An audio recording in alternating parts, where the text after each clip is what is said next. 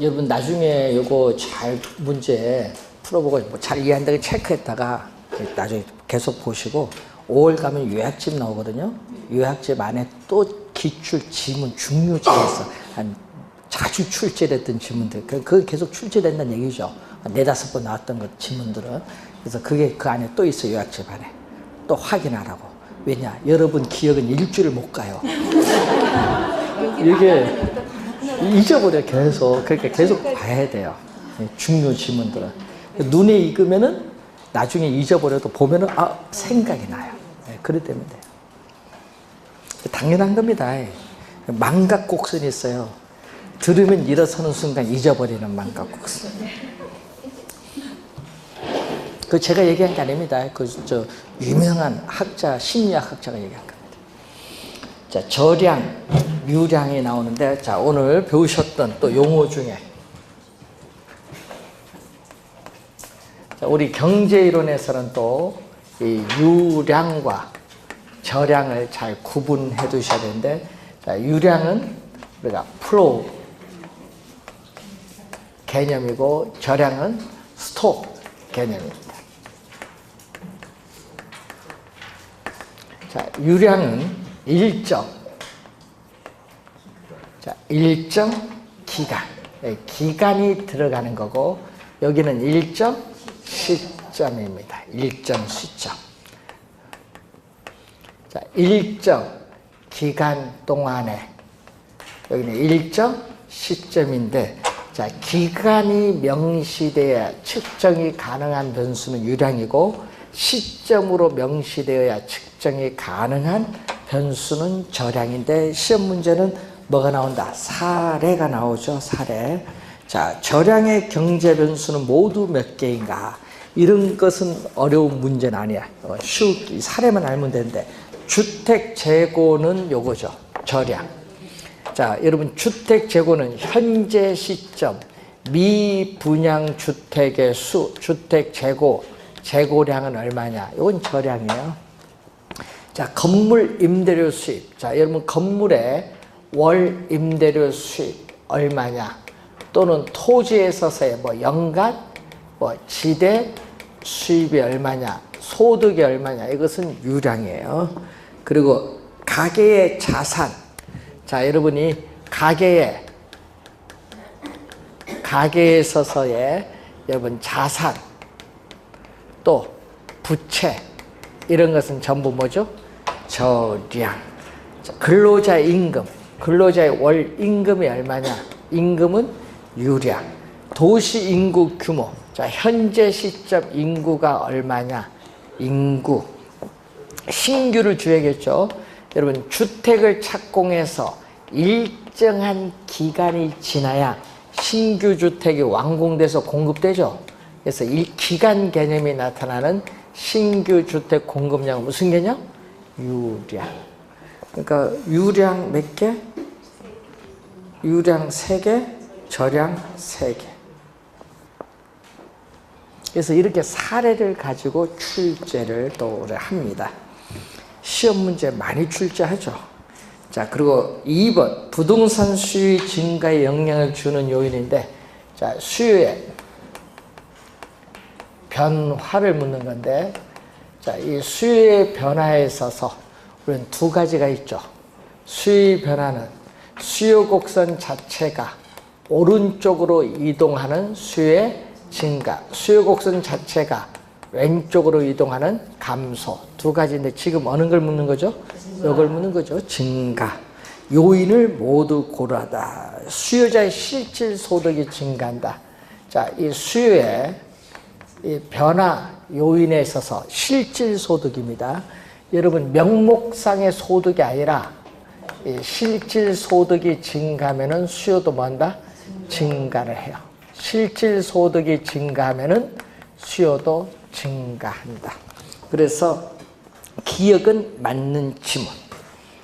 자, 니은 거래세 인상, 세금이 오르면 어떻게 돼요?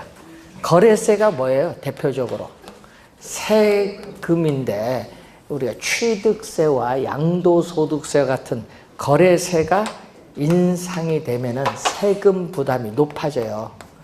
네? 우리는 세금 부담이 이전보다 높아지기 때문에 구매력은 약화, 구입을 할 수 있는 능력은 약화가 돼요. 그래서 수요도 감소해요. 거래세가 인상되면 수요가 감소합니다. 세 번째, 대출 금리가 하락을 하죠. 자, 또 대출 금리가 하락을 하게 되면은 또 소비자의 이자 부담이 이전보다 또 뭐 해진다? 낮아지죠. 낮아지니까 구매력은 높아져서 수요는 증가합니다. 구매력이 높아져서 수요는 또 증가를 하죠. 수요가 증가하고, 자, 그리고 부동산 가격 상승이 기대된다. 여러분, 상승이 기대된다는 것은 소비자들에 있어서의 또 이 미래에 대한 예상을 얘기하죠. 이 소비자에 있어서 미래에 대한 예상, 기대를 얘기해요.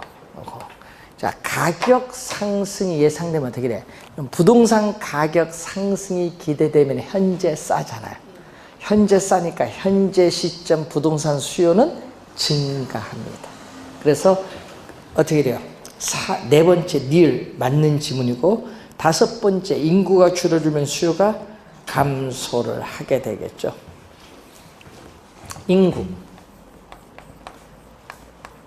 인구가 줄어들면 수요도 뭔다? 감소를 하게 돼요. 자, 그래서 이런 유형의 문제는 어려운 건 아니에요. 이건 좀 약간 쉽게 판단할 수 있는데 3번이 좀 어려운 거예요. 이렇게 보니 7개나 들어갔잖아요. 아파트 시장의 아파트 동그라미. 키워드는 아파트 시장의 수요 곡선을 좌측으로 이동시킬 수 있는 요인은 모두 몇 개인가? 좌측으로 이동하면 수요의 감소. 요인 모두 몇 개냐? 수요자의 실질 소득이 증가하면 수요가 증가합니다. 자, 건설 원자재 가격은 건축비인데 건축비가 하락하면 이전보다 공급량이 더 많아져요. 공급의 증가입니다. 두 번째, 공급이 증가고, 사회적 인구가 감소하면 수요가 감소. 하나 나왔네요. 아파트 가격 하락. 자, 이런 게 이제 시험에 나올 때 좀 주의를 좀 해야 되는데, 자, 여러분, 아파트 지금 시장이거든요. 아파트 시장에서 수요 곡선은 이렇게 주어졌는데, 자, 지금 이 A점에서 그러니까 이렇게 소비를 하고 있어요. 그런데 아파트 가격이 하락을 하면 수요 법칙에 따라 수요량은 증가를 하는데, 이때 어느죠? A점이 아파트 가격이 하락하면 이렇게 수요 곡선을 따라서 B점으로 이동해요. 그러니까 동일한 수요 곡선 상에서 이동하죠. 그래서 아파트 가격의 하락은 뭐의 변화? 수요의 감소가 아니라 무슨 변화? 수요량의 변화예요. 그러니까 아파트 가격 네 번째 나오는 것은 수요량의 변화. 다섯 번째, 아파트에 대한 선호도가 줄어든다. 자, 아파트에 대한 또 선호가 줄어들면 또 수요도 뭐 한다? 감소.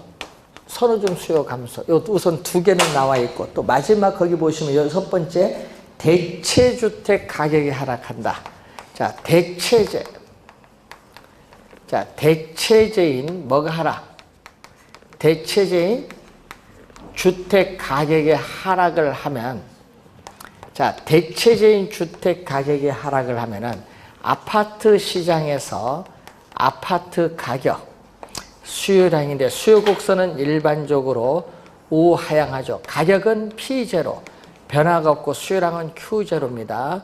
자, 대체제인 주택 가격의 하락을 하면은 아파트 가격은 하여튼 주택과 비교할 때는 뭐가 상대적. 주택 가격이 하락하니까 아파트 가격은 상대적으로 비싸요. 예? 상대적으로 뭐 한다? 상승한 셈이 돼요. 그러면 주택가격이 하락하는 싼 주택 소비를 늘리는데 뭐를? 소비자는 아파트 소비를 줄이면서 주택 소비를 뭐? 증가시키는 거예요. 동일한 가격 수준에서 수요량이 줄어드는 수요 곡선 자체가 뭐다? 왼쪽으로 이동해요. 그래서 이럴 경우에는 아파트 수요는 뭐 한다? 감소하죠. 그래서 시험 문제 요거의 포인트 여러분 4번째 하고요 6번째가 포인트예요. 함정에 들어가지 않도록 합니다. 아파트 담보대출 금리가 하락하면은 이자 부담이 낮아져서 구매력은 높아져서 수요는 증가합니다. 3개가 정답인데 잘못하다가는 2개 아니면 4개로 갑니다. 이런 게 어려운 거예요. 이런 문제가. 하나 생각 잘못하면 틀리는 문제. 이런 문제가 난이도 상이죠.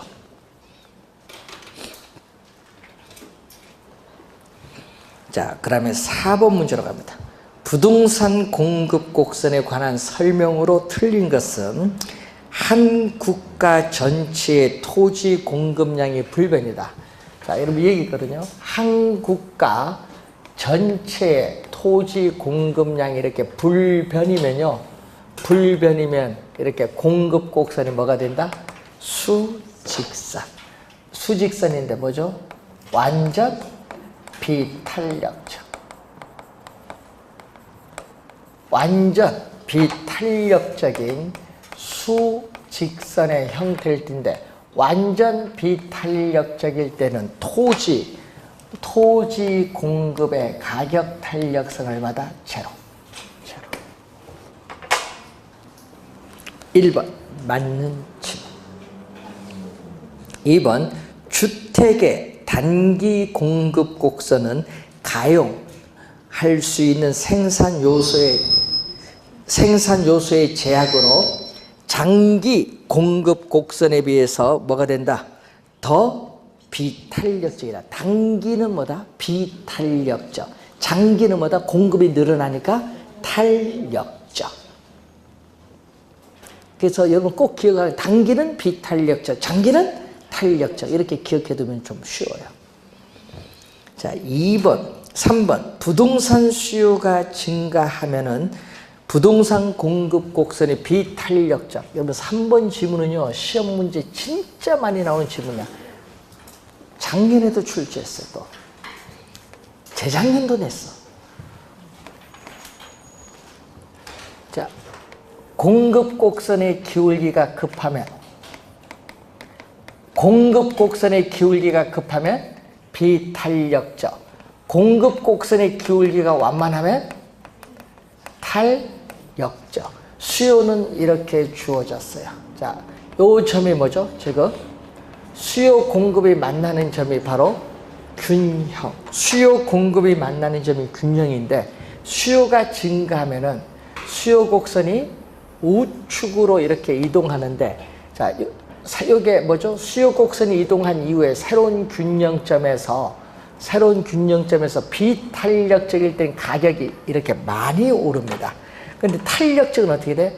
새로운 균형점에서 탄력적일 때는 가격이 적게 올라요. 그러니까 뭘수록 비탄력적일수록 가격은 더 많이 오르죠. 그게 포인트예요. 그러니까 맨 끝에 더 크게 상승, 밑줄, 이게 포인트지. 그래서 시험 문제는 항상 이게 중요한 거죠.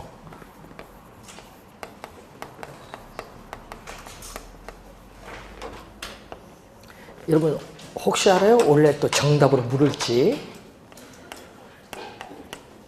비탄력적일수록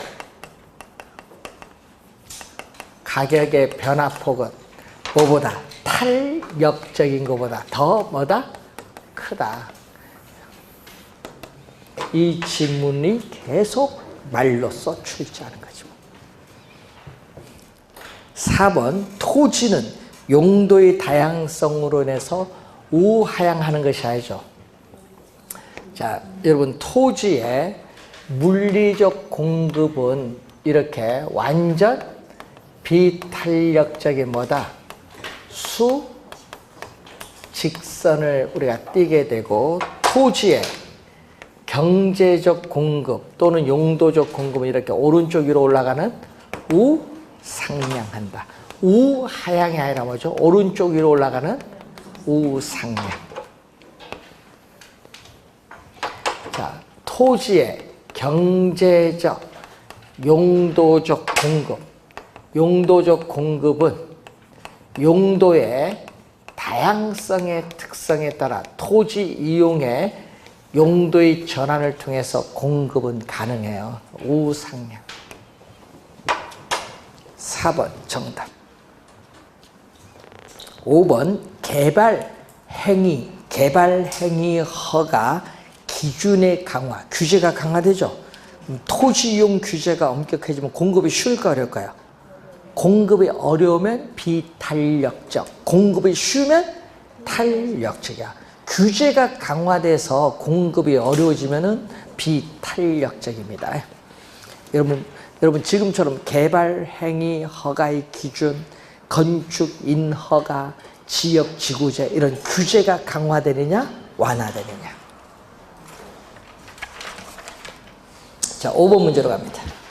부동산 공급 및 공급 곡선에 관한 설명으로 틀린 것을 묻습니다. 자, 부동산 수요가 증가할 때 공급 곡선이 탄력적일수록 부동산 가격은 더 크게 상승한다. 여러분 어떻게 돼요? 탄력적은 가격이 적게 상승하고 비탄력적이 더 크게 상승하죠. 그림 요거잖아. 요거 1번 바로 틀렸지. 1번 정답이지. 1번이 봐도 틀렸지. 탄력적일수록 부동산 가격은 더 어떻게 돼? 적게 상승하지. 공급량은 주어진 가격 수준에서 공급자가 공급을 하고자 하는 최대의 수량을 말하죠. 공급량의 개념이고, 3번 해당 부동산 가격 변화에 의한 공급량의 변화는 다른 조건이 일정 불변일 때 동일한 공급 곡선 상에서의 점의 이동으로 나타난다. 자, 여러분 뭐를 묻는 거죠? 지금 공급량의 변화를 물어요. 자, 공급량의 변화일 때 아까 우리 해당 상품에 뭐가 변한다?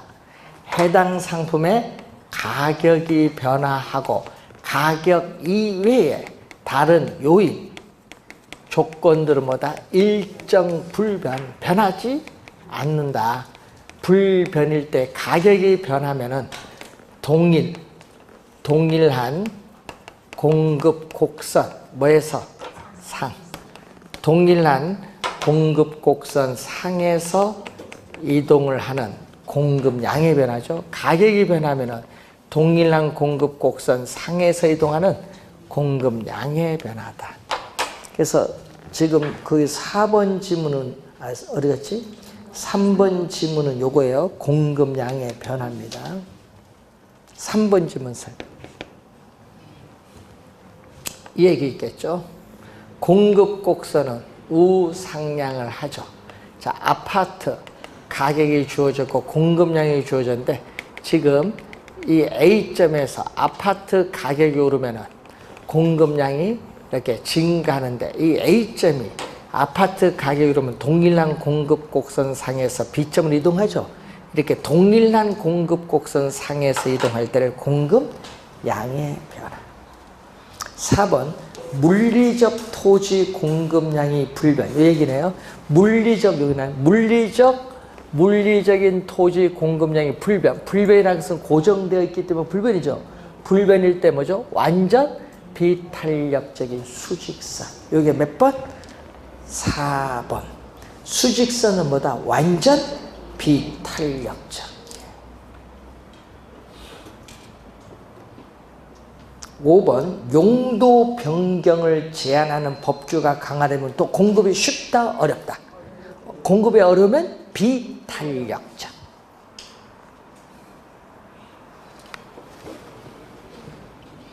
6번 주택 공급의 변화 요인과 공급량의 변화 요인.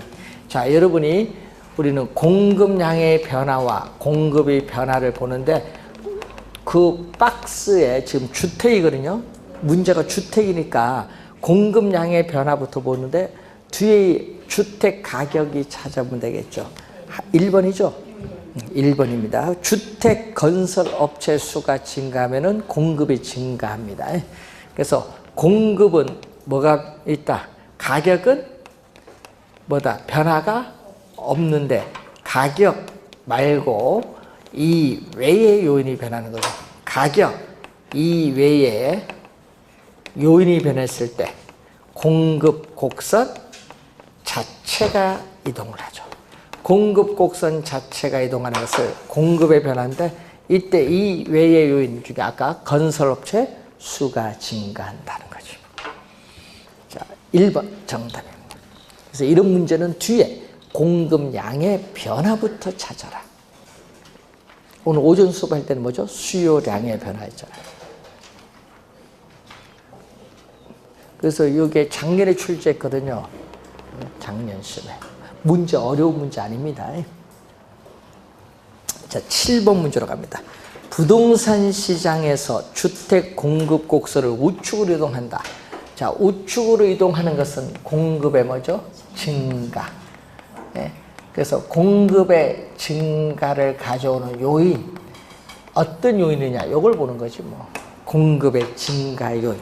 자, 봤더니 주택 건설 업체 수가 증가하면은 이전보다 공급이 더 많아져요. 공급의 증가. 주택 건설용 원자재 가격이 하락을 하면은 건축비가 하락을 하기 때문에 이전보다 공급량이 더 많아지는 공급의 증가. 그리고 네 번째, 새로운 건설 기술 개발에 따르는 원가가 절감되면은 생산비가 절감되기 때문에 이전보다 공급량이 더 많아지는 공급의 증가. 주택 건설용 토지 가격이 하락을 하면은 토지 가격이 하락하면 주택 생산비가 하락을 하기 때문에 주택이 이전보다 공급량이 더 많아지는 공급의 증가가 되겠죠. 답은 3번인데 주택담보대출 이자율이 상승하면 이자 부담이 높아지죠. 높아지면 수익성은 악화돼서 공급은 줄어들어요. 3번 정답이 됩니다.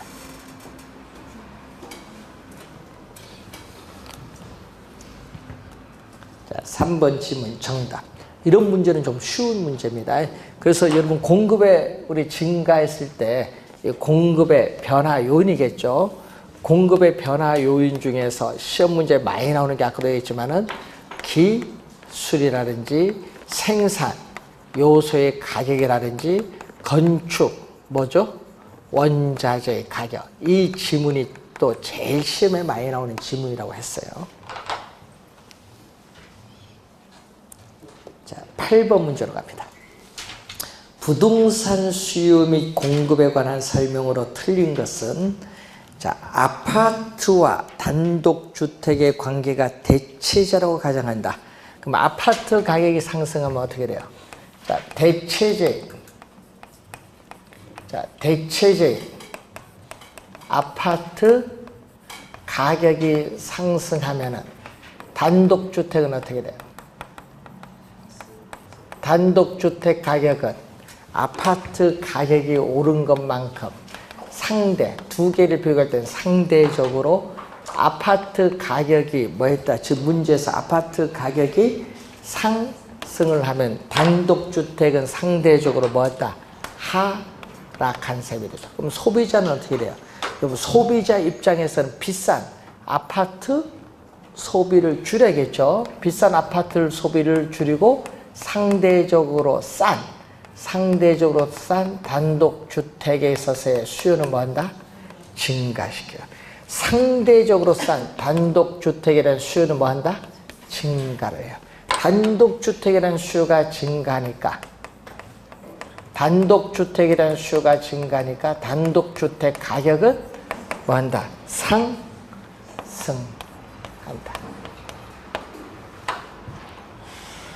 맨 끝에 상승이 포인트거든요. 맞는 지문. 우리 시험 낼 때 맨 끝에를 하락으로 출제하잖아요.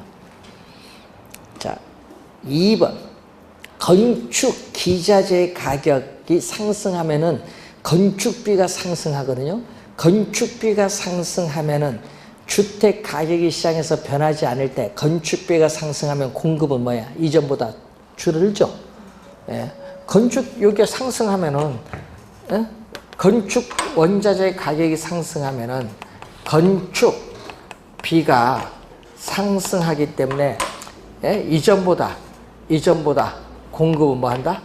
줄어들죠.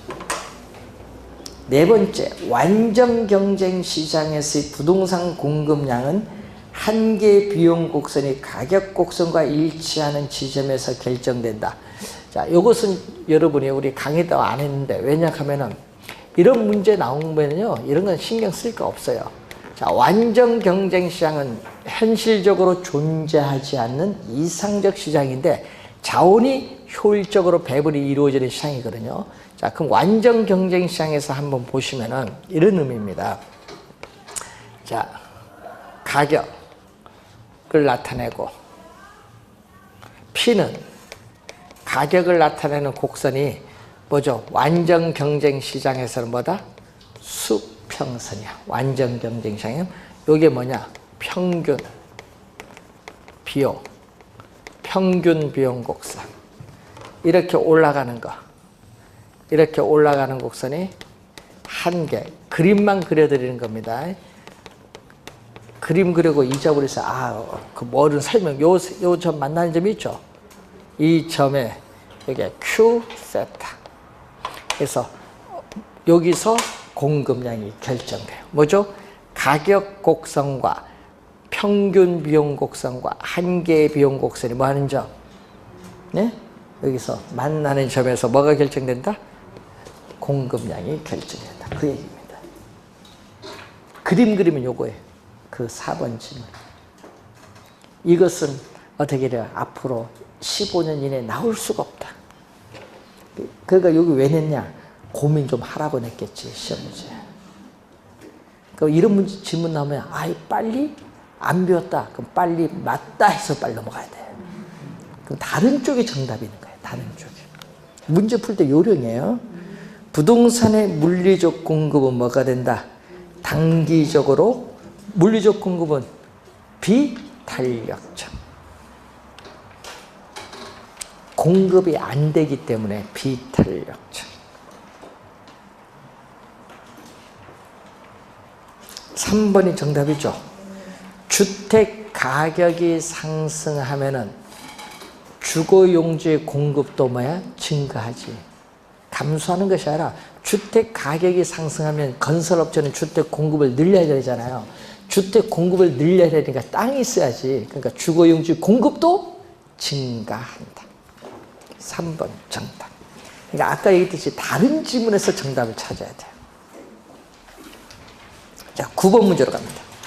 부동산에 대한 수요, 공급에 관한 설명으로 틀린 것은 수요 곡선이 변하지 않을 때 세금 부과에 의한 경제적 순손실 얘기거든요.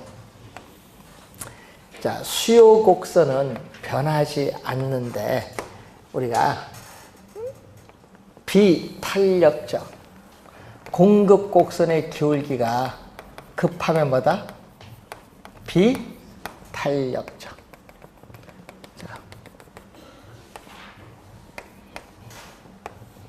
균형이 주어진 상태에서 어떻게 돼요? 우리는 세금을 부과한다. 한번 부과해 볼까요? 세금을 우리는 공급자에게 세금을 부과했더니 공급 곡선의 세금액만큼 어떻게 돼요? 수직으로 상향 이동할 때 이 새로운 균형점에서 이렇게 나오겠지. 가격은 뭐다? 오르고 거래량은 감소하는데 여러분 이때 요 부분은 뭐죠? 여러분 요 노란 부분은 정부의 조세 수입이에요. 요거는 누가 부담한다? 가격 인상분은 소비자가 부담하고 이 부분은 누가 부담한다? 이 부분은 공급자가 부담. 소비자, 공급자 부담하는 이 노란 부분은 정부의 조세 수입이고 이 빗금치 이 부분은 사회에서 세금을 부과하면서 없어지는 이 빨간색 칠한 부분이 바로 경제적 순손실인데 이게 비탄력적일수록 거기에 뭐 한다? 커진다가 아니라 작아진다. 뭐보다 작아진다는 얘기예요? 이거보다 작아지겠지. 요 같은 평면에 놔야 되는데 수요, 공급이 탄력적일 때 세금을 동일하게 부과를 하면은 이런 형태. 가격이 오르고 거래량은 뭐다? 감소를 하는데 이 그림을 잘 그려야 되는데 이 부분 또 아까 이 노란 부분은 또 요거 뭐죠? 정부의 뭐다? 요거는 조세 수입. 요거는 누가 보다? 수요자보다. 밑에는 공급자보다만 조세 수입. 또 요 부분이거든요. 이 부분이 또 경제적 순손실인데 이 그림을 잘 그려야 돼요. 요거 두 개를 비교했더니 그 얘기예요. 요게 크고 요게 작다 이 얘기예요. 그림을 그리면은 그러니까 요게 정확하게 그려야 되는데 제가 대충 그리다 보니까 요게 작아진다. 요 그림 요게 문제 1번 지문 요게 쉬운 지문 아니고요. 요거 여러분 경제학과 대학생 가서 요거 딱 주고 물어보면 못 풀어요. 1번 지문. 어려운 지문이야. 이걸 작년에 정답으로 물었어. 1번 정답입니다. 그런데 1번 몰라도 답은 찾아내는 게 능력이에요. 여러분은. 왜냐? 2번부터 이제 지문이 쉽거든요. 부동산 수요가 증가하면 여기 나오죠? 또 부동산 수요가 증가하면은 공급이 뭘수록 비탄력적에서 가격이 더 크게 상승하죠. 여기 몇 번 지문? 2번 지문. 야, 보세요. 2번 지문 이거 시험에 진짜 많이 나오잖아요. 계속 나오잖아요. 자, 3번. 용도 변경을 제한하는 법규가 강화될수록 공급이 쉽다 어렵다? 공급이 어려우면 비탄력적. 맞고요. 3번. 수요와 공급이 증가 모두 하는 경우에는 얘기죠. 자, 최초의 균형 상태에서 자, 여러분 최초의 균형. 여러분 최초의 균형은 수요 곡선과 공급 곡선이 교차하는 점에서 뭐죠? 수요와 공급이 모두 증가한다. 자, 수요가 증가하면 어떻게 돼요? 가격이 상승하죠. 공급이 증가하면 가격이 하락을 해요. 그런데 수요가 증가하면 거래량도 증가하고 공급도 증가하면 거래량은 증가해요. 그럼 결국은 수요가 증가하고 위에는 뭐죠? 수요가 증가하는 경우 밑에는 뭐죠? 공급이 증가하는 경우인데 둘 다 나타났다. 수요 증가 공급이 증가하면 둘 다 거래량은 뭐한다? 증가하기 때문에 거래량은 항상 뭐 할 수밖에 없다? 증가. 둘 다 증가하니까. 근데 가격이 문제지. 가격이 오르고 한쪽은 내리니까 뭐죠? 수요의 증가폭, 공급의 증가폭에 따라 가격은 균형 가격이 어떻게 돼요? 상승폭, 하락폭이 같으면 변화가 없고 상승폭이 더 크면 균형 가격이 오르는 거고 하락폭이 더 크면 균형 가격이 하락해요. 그러니까 수요의 증가폭, 공급의 증가폭에 따라 균형 가격은 뭐다? 오를 수도 있고 내릴 수도 있고 불변일 수도 있는 거예요. 그게 4번 설명이에요.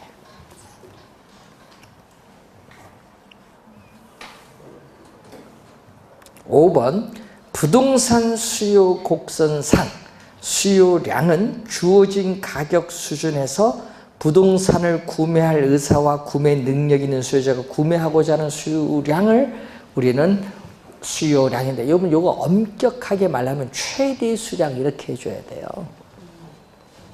그래서 작년에 학생들이 막 이의신청 많이 했어요. 최대 빠졌다. 엄격히 말하면 최대를 넣어줘야 돼요. 그래서 여기 보니까 2, 3, 4, 5가 보니까 여러분 생각하니까 답이 딱 다 맞죠? 그러면 고민할 거 없이 몇 번 답 가야 돼?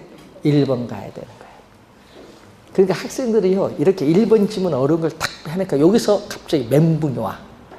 2, 3, 4, 5가 생각이 안 납니다. 그래서 이제 본 시험 가면 이렇게 어려운 지문이 가끔 하나하나씩 들어와요. 시험 문제. 자, 10번 문제 갑니다. 어느 지역의 오피스텔 가격이 몇 프로? 4% 인상됐다. 자, 수유의 가격 탄력성인데 수유의 가격 탄력성은 분모는 자극을 주는 가격이고 분자는 반응을 나타내는 뭐다? 수요량. 오피스텔 가격 변화율에 대해서 우리는 오피스텔 수요량의 변화율을 묻는 문제죠. 자, 요건데 지금 오피스텔 가격이 우리가 수요 가격 탄력성 얼마? 2.0인데 오피스텔 가격이 얼마 올랐다는 얘기죠? 이게 4% 올랐네요. 자, 4% 오르면은 수요 법칙. 그럼 수요 법칙에 따라 가격이 오르면 수요량은 감소를 해요. 수요 법칙에 따라. 그러면 결론적으로 오피스텔 수요량은 4%에 2 곱해주니까 몇 프로? 8%가 뭐한다? 8%가 감소한다. 이게 정답. 수요 가격 탄력성 개념 이해하는지 여부를 묻는 문제. 이런 건 쉬운 문제입니다. 이런 문제 내년에 나오기를, 올해 나오기를 기대해야지. 11번 수요의 가격 탄력성에 관한 설명으로 틀린 것을 묻는데, 자, 미세한 가격 변화에 대해서 수요량이 무한히 변하는 것. 1번은 요거. 1번 지문은 요거. 수요의 가격 탄력성인데 요게 바로 이런 경우 그림. 뭐인 경우? 완전 탄력적. 완전 탄력적인 수평선일 때는 가격이 미세하게 변해도 수요량이 무한대로 변하는 경우. 완전 탄력적. 그래서 1번 맞는 지문. 완전 탄력적 개념. 2번 대체재의 존재 여부는 수요 가격 탄력성을 결정하는 중요한 요인 중 하나죠. 대체재가 없는 상품보다는 대체재가 있는 상품일수록 수요 가격 탄력성은 이전보다 더 커진다. 세 번째, 일반적으로 부동산 수요에 대한 관찰 기간. 여러분, 기간이 길어질수록, 즉 장기로 갈수록 수요 가격 탄력성은 대체재가 나타날 가능성이 많기 때문에 커진다. 작아진다 하면 안 되고 커진다. 커진다는 건 탄력적이 된다. 3번 정답. 일반적으로 재화의 용도가 다양할수록 어떻게 돼요? 재화의 용도가 다양할수록 대체재가 나타날 가능성이 많죠. 수요 가격 탄력성은 이전보다 더 커진다. 탄력적이 된다. 수요 가격 탄력성이 비탄력적이다. 자, 이런 비탄력적은 요거죠. 요 값이 뭐다? 수요 가격 탄력성이 비탄력적이면은 요 값이 1보다 작죠. 가격의 변화율, 여기는 뭐의 변화율? 수요량의 변화율이니까 어디가 수요량의 변화율보다 뭐가 더 크다? 가격의 변화율이 더 커요. 자, 그래서 5번 맞는 지문이죠.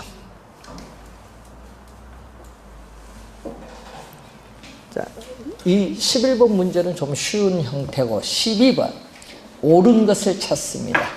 수요 가격 탄력성이 1보다 작으면은 수요 가격 탄력성이 1보다 작으면은 비탄력적. 비탄력적일 때 이 가격과 수요량 곱한 요 면적이 총수입인데 가격이 우리가 올라도 수요량 감소폭은 이렇게 미미해요. 그래서 이 가격과 수요량 곱한 이 면적이 총수입인데 이것은 이것보다 더 크죠. 그래서 비탄력적일 경우에는 가격이 오르면 어떻게 돼요? 총수입도 뭐한다? 증가한다. 2번 맞는 지문. 1번 어떻게 돼요? 어디갔지? 감소한다니까 틀렸죠? 증가한다. 12번에 1번 맨 끝에 감소가 하는 것이 아니라 증가한다. 2번 대체재가 있는 경우 수요 가격 탄력성은 대체재가 없는 경우보다 이동하기가 쉬우니까 탄력적, 비탄력적이 아니라 탄력적이 됩니다.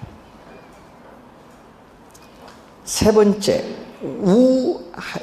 놔두고 네 번째 볼까요? 일반적으로 수요의 가격 탄력성은 단기에서 장기로 갈수록 또 대체제가 나타날 가능성이 많아지기 때문에 탄력적이 됩니다. 비탄력적이 아니라 탄력적이 됩니다. 다섯 번째, 용도의 전환이 용이할수록 수요의 가격 탄력성은 또 대체제가 나타날 가능성이 많기 때문에 커진다. 이전보다 더 커진다. 이전보다 더 커진다는 것은 탄력적이 된다. 그러니까 1번, 2번, 4번, 5번이 틀렸으니까 답은 3번밖에 안 되죠. 우하향하는 선분, 이 얘기죠. 이런 건 또 고급 용어예요. 아까 앞에 문제처럼 이런 게 쉬운 용어가 아니에요. 이렇게 우하향하는 선분으로 주어진 수요 곡선이에요. 자, 우하향하는 선분일 때 이 점, 요 Y축과 만난 이 점은 수의 가격 탄력성이 무한대인 완전 탄력적. 요 중간에 있는 이 점이 수의 가격 탄력성 1인 단위 탄력적. 이 점은 수의 가격 탄력성 0인 완전 비탄력적. 요 사이에 있는 점이 수의 가격 탄력성이 1보다 크고 요 사이는 비탄력적인 구간이에요. 그러니까 문제는 수요 곡선상에 있는 점이 점점 위로 올라갈수록 무한대에 가까워지는 거예요. 그래서 우하향하는 이렇게 선분으로 주어진 수요 곡선상에서 이 수요 곡선상의 각점, 측정하는 각점마다 수의 가격 탄력성이 다 달라요. 그래서 3번 정답. 이게 여러분이 쉬운 게 아니거든요. 이게 미분 개념을 좀 사용을 해야 되는데. 자, 나중에 5, 6을 가서 여러분 이론 배울 때 고급 이론 할 때 이걸 한번 설명을 하는데 이게 유도되는 게 쉬운 게 아니에요. 이게 여러분이 고등학교 배운 리미트가 들어가는 거예요. 리미트. 미분. 리미트 델타 Q가 제로로 갈 때 델타 Q분의 델타 P 이런 게 들어가요. 해서 여기 미분 DQ분의 DP 미분 개념이 나오는 거예요. 여기 나오는 게 이렇게 해서 유도되는데 이걸 배우려더니 어렵지. 그러니까 우리 강의를 안 하는데 이 지문을 작년에 출제를 한 거예요. 그러니까 이런 지문 찾을 때 아까 그때 다른 지문이 쉬운 게 4개 있잖아요. 그걸 보고 그게 아니면 이게 답이구나 이렇게 찾아 들어가야 됩니다. 자, 12번 문제까지 풀었습니다. 자, 잠시 쉬고 13번부터 가겠습니다.